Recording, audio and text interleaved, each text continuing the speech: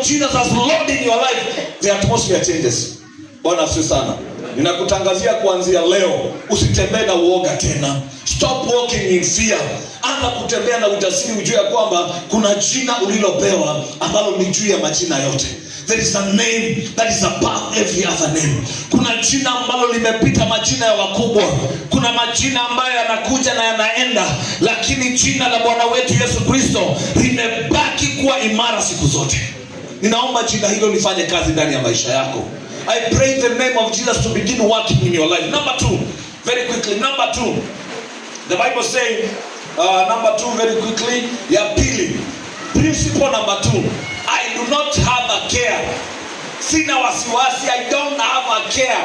The Bible says, cast your burdens unto Jesus, for he cares for you. Cast your burden unto Jesus. Every morning when you wake up, say, God, I cast my burdens unto you. Ninakutolea mizigo yangu. I cast my life unto you. In the book of Philippians chapter number 4, First Peter chapter number 5 verse number 7, the Bible says ya kwamba, cast your burden unto Jesus, for he cares for you. Leta mizigo yako kwa Yesu. Biblia inasema ile kitabu cha Mathayo ya kwamba, njoni kwangu enyi nyote mnaosumbuka na wenye kulemewa na mizigo, na mimi nitawapa pumziko.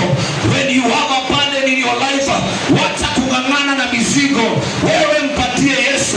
Wakati unaona kazi haiendi vizuri, wacha kung'ang'ana na hiyo kazi. Mwambie Yesu, I cast my burdens unto you.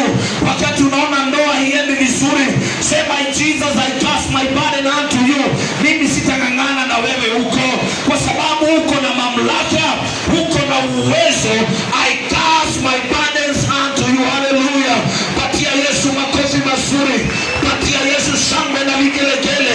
Because when you cast your burden unto him, he cares for you.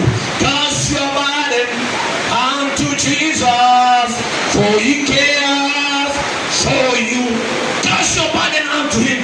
Wacha kung'ang'ana na mizigo. Hii mizigo hauwezi beba umalize. Hauwezi beba hiyo biashara umalize.